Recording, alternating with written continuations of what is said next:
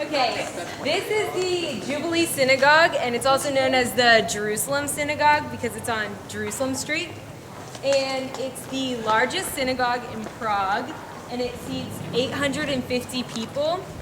And it's built in the Moorish revival style, so it has, like, the Moors were an Islamic group in Spain, so it has a lot of Islamic, like, influences, and as you can see, it's like really colorful and has lots of like geometric designs and like plants and stuff.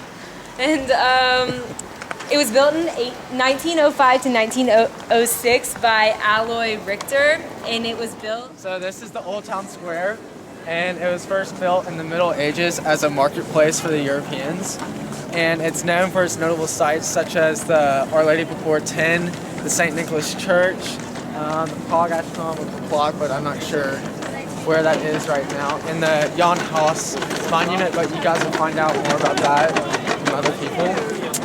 So the town has had coronation parades since 1311 back in the day, and it's known for its many executions that happened, such as the Jan Zelski execution.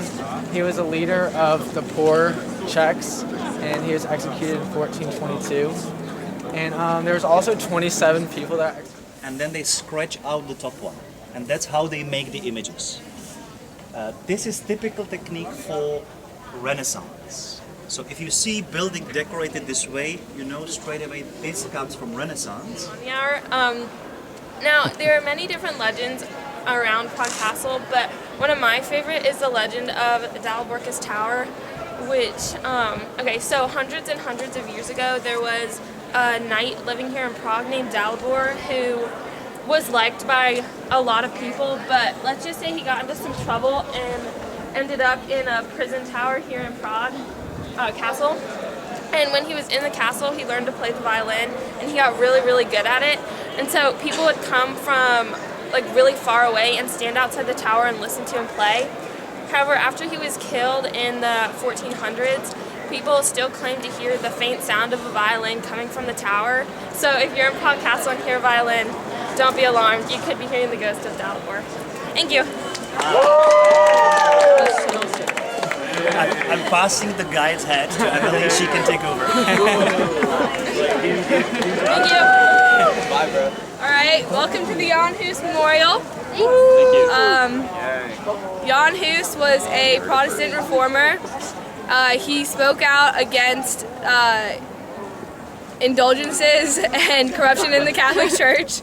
He went to the Council of Constance to try to defend himself, but he was deemed a heretic, and then he was burned at the stake.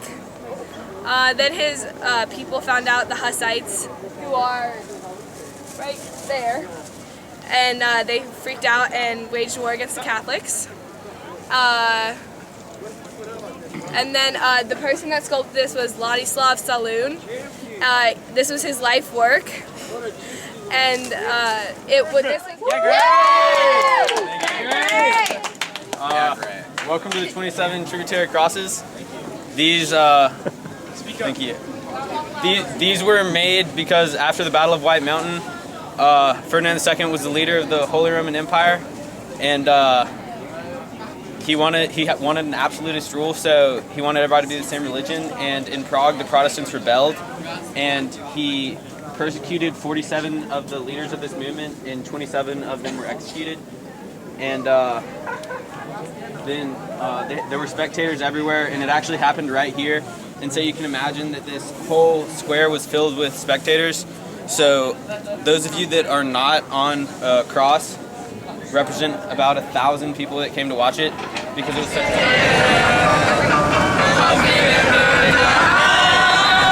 Magic.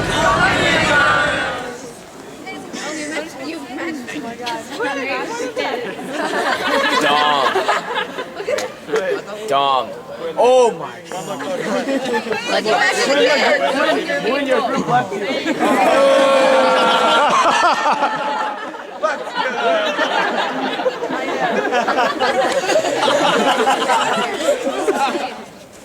Dom!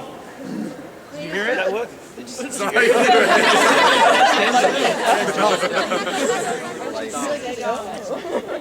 Dom. That's really cool. Dom. This is the Golden Lane. It was founded in the 16th century. Many legends. The reason it has its name is for many legends. Some of them were. It was believed to make gold, and for example, there was a myth that an old man who was a magician. There was a big boom, and he had a piece of gold in his hand, and the gold was never explained, but no one knows where it came from. So, and there are 24 small wooden houses, and there have been very.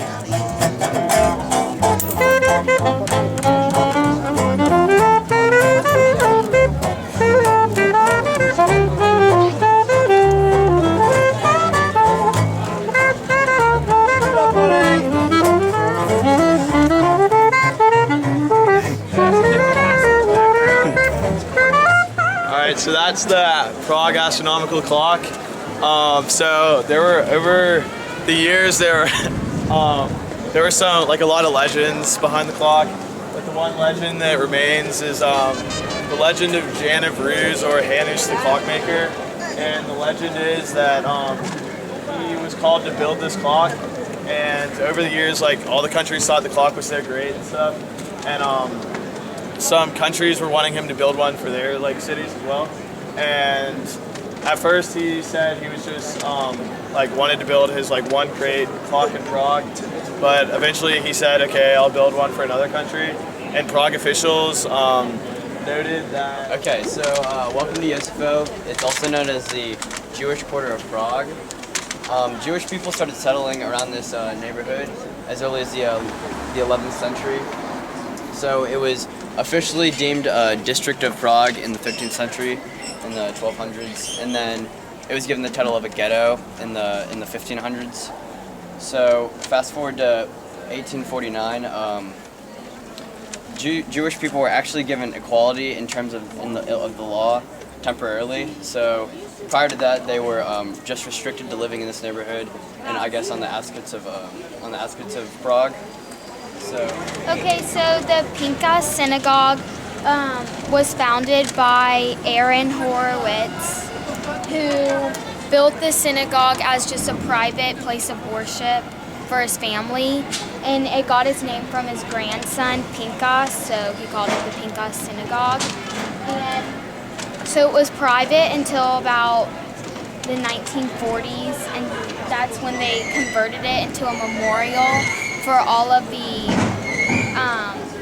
residents of this area in Moravia. Bohemia. You got it. And so this contains local people who have died in the Holocaust, and it has over 36,000 name or inscriptions on the walls. And then they have an exhibit of children's drawings, and the story behind that is Alright, so this is the Golem of Praha, as it's called here. Small creature. This obviously would have been a lot bigger than this. Would have been a very large creature, but how this originated was back in the early. A priest in Prague was seeking to persecute the Jews for the blood libel myth. And Rabbi Love, who is the head rabbi of the city in around 1080, is of the Old New Synagogue, which is right around. Yep. Yeah, it's right over there. With the red roof. With the red roof, and so he prayed to God for help, and God sent him a dream with a message in it, and in which contained a message in Hebrew, to which Rabbi Loeb interpreted. Welcome to the Old New Synagogue. This synagogue was completed in 1270 down here in the Yosefov, Prague. It was constructed by masons from the Royal Workshop, and it is a living testimony to the important status and community of the Jewish community. And so there's many myths and legends surrounding the synagogue, one of which is that angels apparently have carried stone blocks from the destroyed Temple of Jerusalem and brought them here to be used for making this synagogue. Also, there are many legends circulating around. That you need me, then you go and gun me down. But wait, tell me that it's already nothing, turn around and say, God, it's too late to apologize. It's too late. Said it's too late to apologize. It's too late.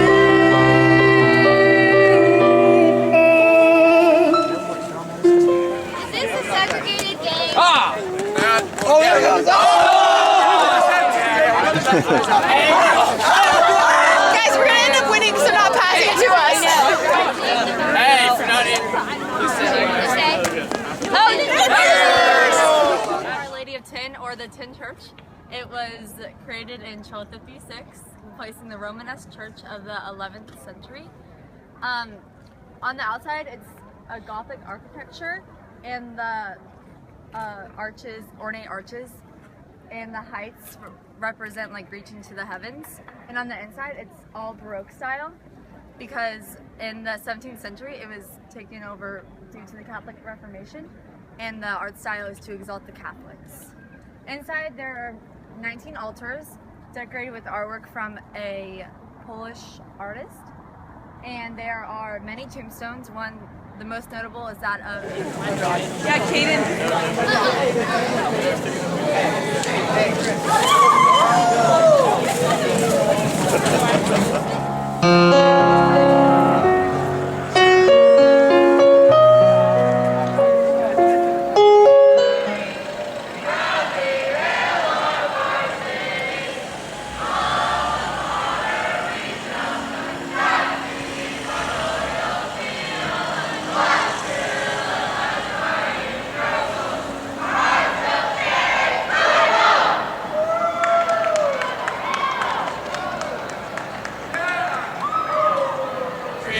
Lights, people,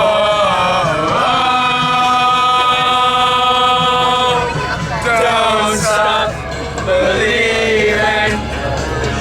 Under that feeling, street lights, people,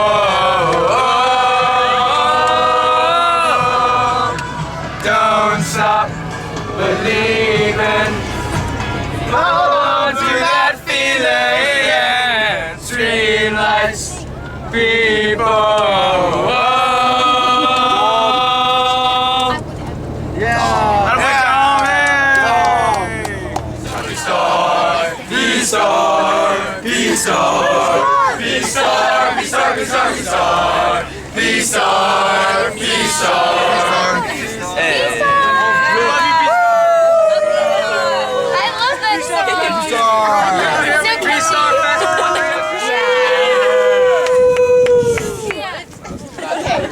Well, this is the Holy Trinity column, and it was started being built in 1718, and it's still today one of the largest Baroque style art pieces in all Europe. And there's many others like this in Europe called the Marian columns, and it's just like to praise Mary. And this specific one was built to glorify God for the ending of the plague. And so at the top, it's a statue of the Holy Trinity, and the Holy Spirit's in the form of a dove, and then the Father and Son. Give it some encouragement. Okay, so this is the communist astronomical clock, and it's also called Olmück's astronomical clock because it's in Olmück. And it was built in 1419 to 1422, but it was rebuilt by Karol Sawicki in 1945 after it was destroyed in World War II.